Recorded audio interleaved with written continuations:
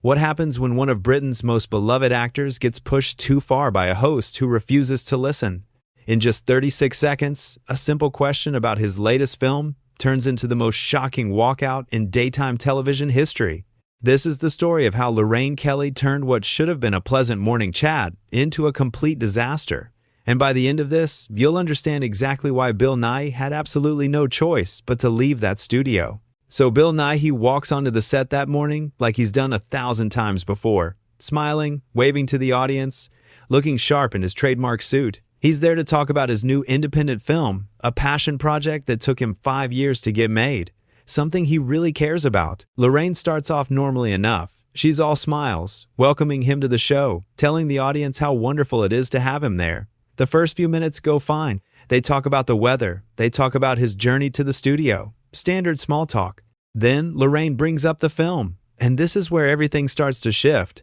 "So Bill," she says, leaning forward with this look on her face, "this new film of yours, I have to be honest, I watched it last night and I'm a bit confused. Why would you choose to do something so small?"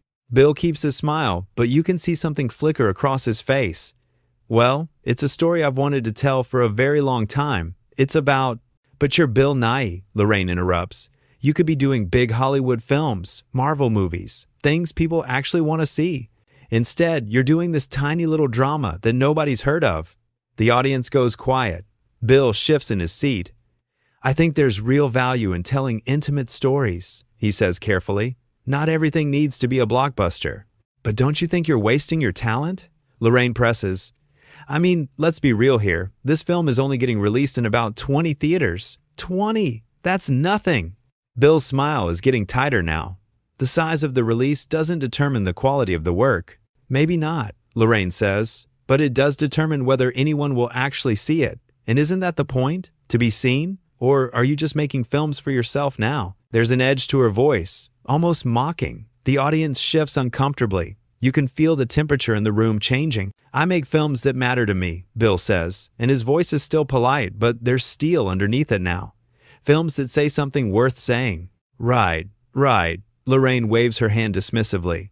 "But here's what I don't understand. You're at this stage in your career where you could literally do anything, and you choose to do this? Something nobody asked for?"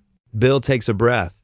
"Actually, quite a few people asked for it. The director approached me 3 years ago with the script and—" "Oh, the director," Lorraine laughs. "Yes, I looked her up. She's made what, 2 films before this? Both of them completely unknown. So you're taking career advice from someone who hasn't had a hit yet?" Now Bill's not smiling at all. "She's an incredibly talented filmmaker. I'm sure she's very nice," Lorraine says. "But talented? Bill, come on. You worked with Richard Curtis. You worked with John Madden. You were in Love Actually, for heaven's sake. And now you're working with someone nobody's ever heard of on a film nobody's going to see." The audience is dead silent now. Someone coughs. You can hear the camera operators moving slightly. "I think you're being unfair," Bill says quietly. "Unfair?" Lorraine sits back, eyebrows raised. "I'm being honest. That's what we do here, Bill. We have honest conversations. And honestly, I think you're making some very questionable choices lately." "Questionable choices," Bill repeats slowly. "Yes," Lorraine nods. "I mean, you turned down that big Netflix series last year. The one that ended up going to Hugh Grant. That would have been massive for you, millions of viewers. Instead, you're doing theater in the West End for 200 people a night. Then this little film. It's like you're actively trying to become irrelevant." Bill's jaw tightens. "I don't measure relevance by audience size." "Well, maybe you should," Lorraine shoots back. "Because the industry does. Your agents do. The people who pay to see films do. And right now, you're basically invisible." "Invisible," Bill says, and you can hear something dangerous in his tone now. "Let me ask you something," Lorraine continues, clearly on a roll now. "Do you think you're too good for mainstream entertainment? Is that what this is about? You've decided you're some kind of serious artist now, and the rest of us are just peasants who watch superhero movies?" "I never said anything remotely like that," Bill says.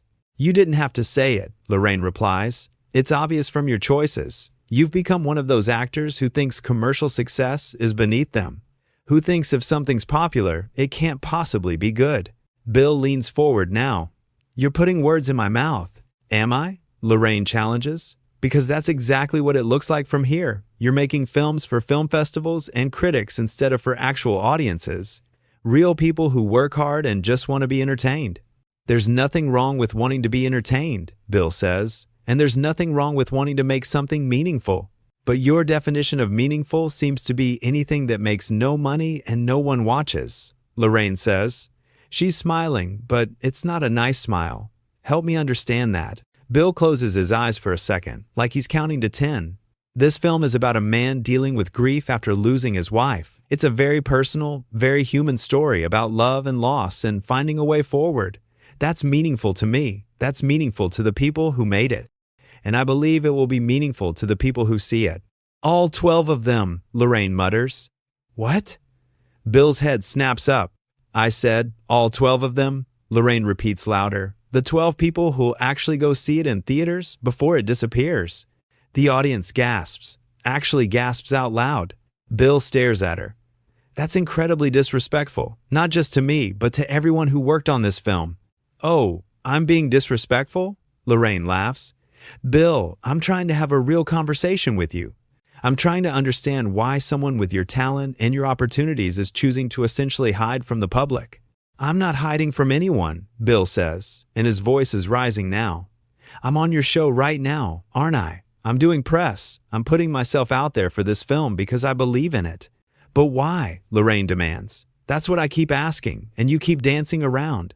Why this film? Why this director? Why these choices that make absolutely no sense? They make sense to me, Bill says. Well, they don't make sense to me, Lorraine says. And I think I speak for a lot of people when I say we miss the old Bill Nighy, the fun Bill Nighy. The Bill Nighy who did romantic comedies and made us smile, not this pretentious version who's too cool for the room. Bill stands up, just stands right up in the middle of the interview. What are you doing? Lorraine asks. I'm leaving, Bill says calmly. You can't leave, Lorraine says. We're in the middle of an interview. No, Bill says. You're in the middle of insulting me and everyone I work with. That's not an interview. That's an attack. Oh, come on, Lorraine says. Don't be so sensitive. I'm just asking questions. You're not asking questions, Bill says. You're making judgments. You're dismissing work you clearly haven't given any real thought to. You're calling me pretentious and irrelevant and acting like commercial success is the only measure of worth. It's a pretty important measure, Lorraine says. No, Bill says firmly. It's not. Not to me. Not to the people who made this film with me.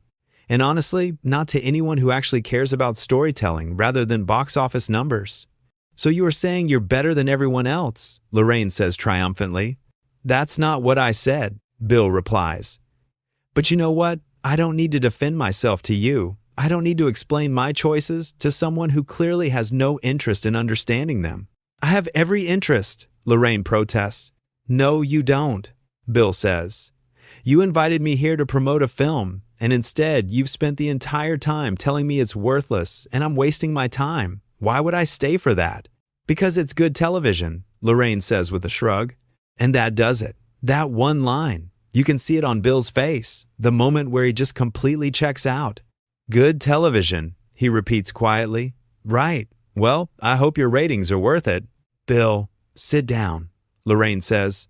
Let's finish this properly. Finish what? Bill asks. You've made your point. You think I'm irrelevant and my film is pointless. Message received.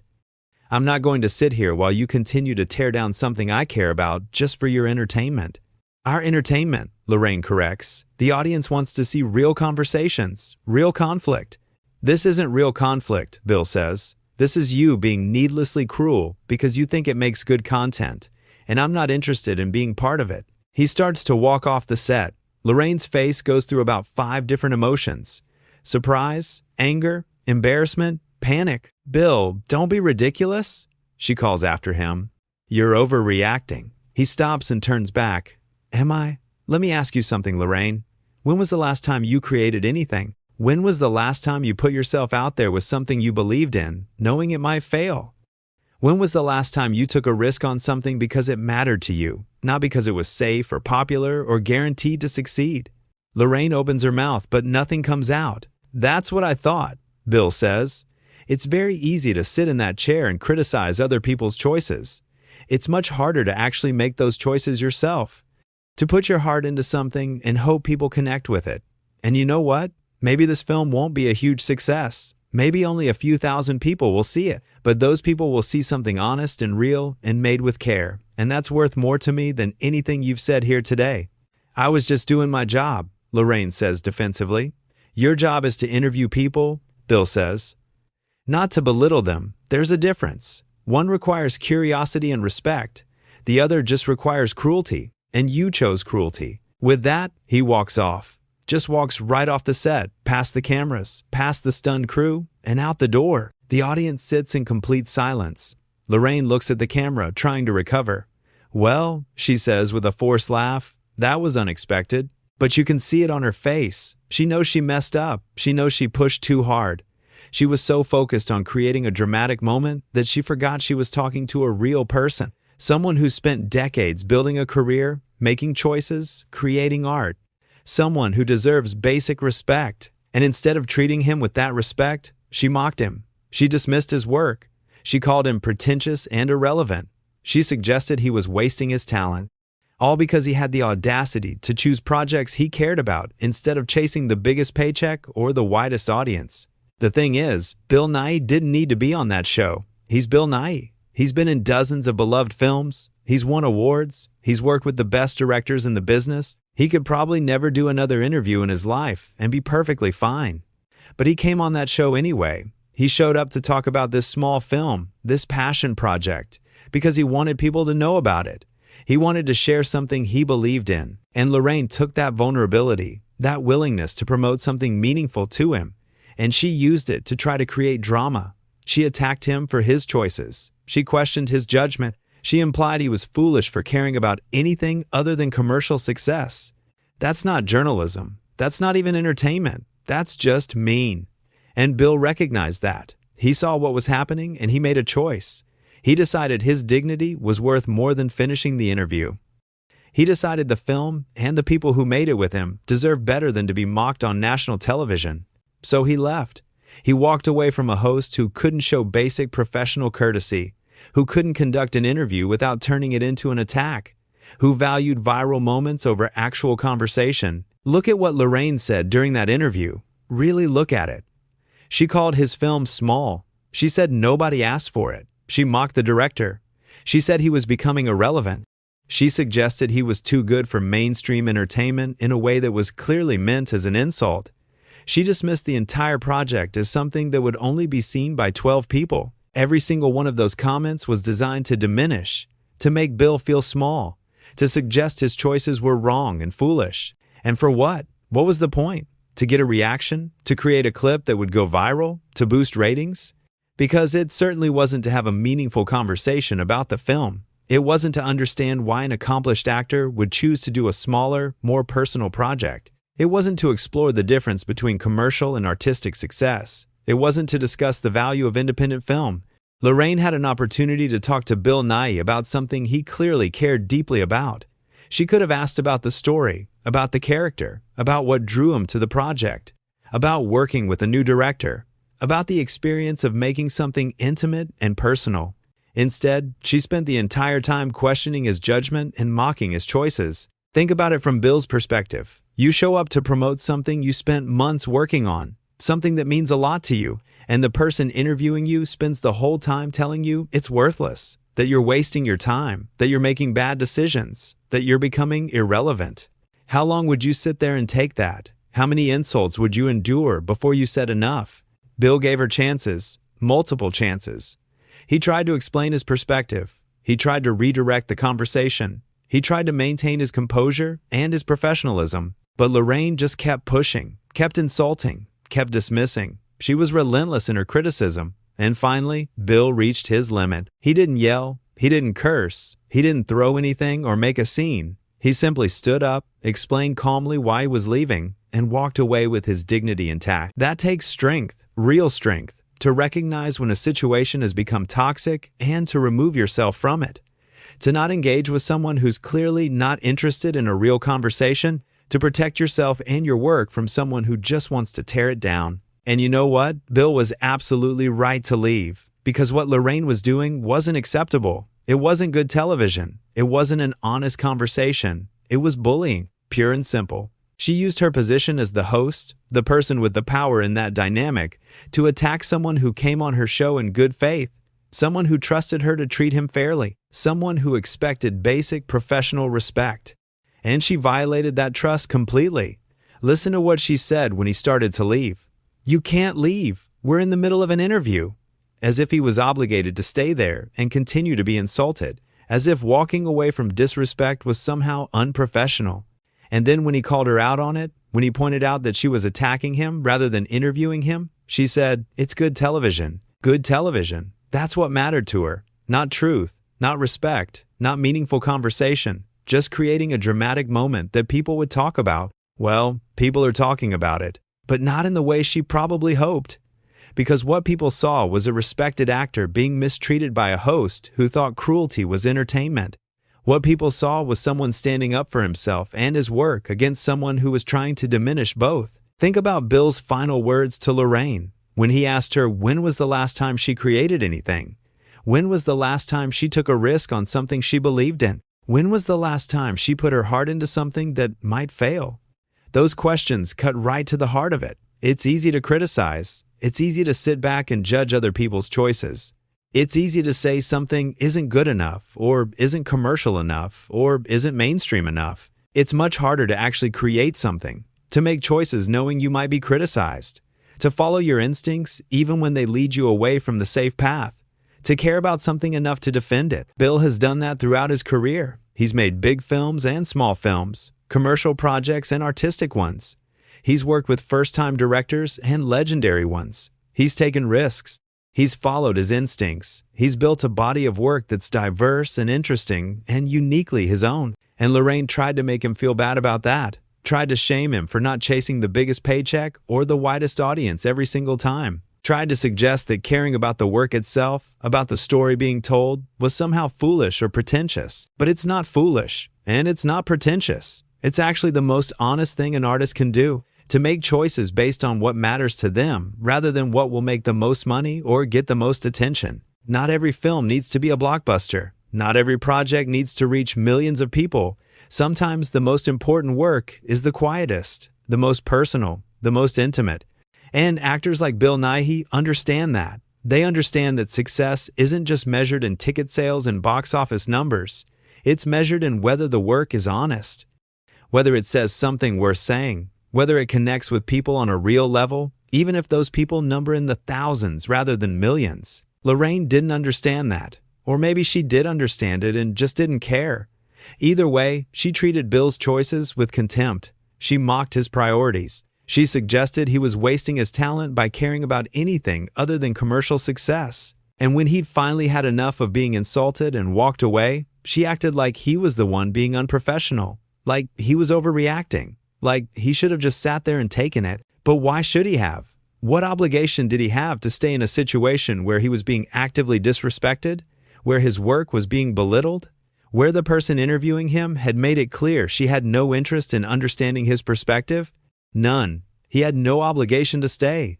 And he made the right choice by leaving. Because here's the thing. When you're a public figure, when you're someone like Bill Nighy, people think they own you. They think you owe them your time and your presence and your patience. They think you should smile and nod and play along no matter how you're being treated. But you don't. Nobody does. Everyone deserves to be treated with respect. Everyone deserves to have their work taken seriously. Everyone deserves to be in spaces where they're valued rather than attacked. And if you're not getting that, you have every right to leave. Bill Nighy showed everyone watching that day that it's okay to set boundaries. It's okay to say this isn't acceptable. It's okay to walk away from situations and people who are treating you poorly. He didn't owe Lorraine Kelly anything. Not his time, not his patience, not his willingness to sit there while she tore down something he cared about. So he left. And in doing so, he showed more dignity and professionalism than Lorraine had shown during the entire interview. Because real professionalism isn't about staying in your seat no matter what. It's about treating people with respect. It's about asking genuine questions rather than making judgments. It's about trying to understand rather than trying to provoke. Lorraine failed at all of that. She was so focused on creating drama that she forgot the basics of what an interview should be. A conversation, an exchange. an opportunity to learn something or share something or connect with someone. Instead, she turned it into an attack, and Bill refused to participate. Good for him. Every artist, every creator, every person who puts themselves out there with their work should watch that moment, should see what Bill Nighy did, should learn from it. Because people will try to diminish you. They'll question your choices. They'll suggest you're wasting your time or your talent. They'll try to make you feel small for caring about things that matter to you. And when that happens, you have every right to do exactly what Bill did. Stand up, explain why what's happening isn't okay, and walk away with your head held high. That's not being difficult. That's not being oversensitive. That's being human. That's having self-respect. That's knowing your worth.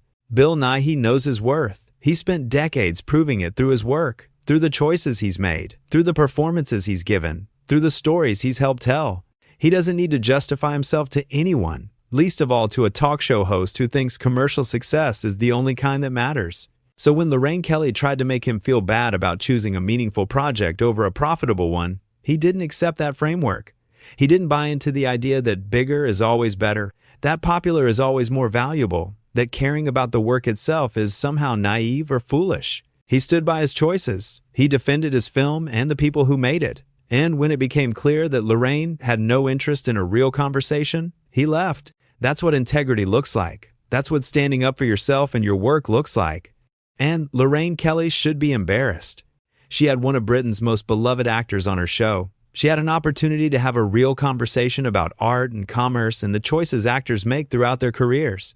She had a chance to dig into something interesting and meaningful. And she blew it. Completely. She chose mockery over curiosity. She chose judgment over understanding. She chose creating a viral moment over creating actual content worth watching. And in the end, the viral moment she got wasn't the one she wanted. It wasn't people talking about how she really challenged Bill Nighy or asked the tough questions. It was people talking about how she drove him off her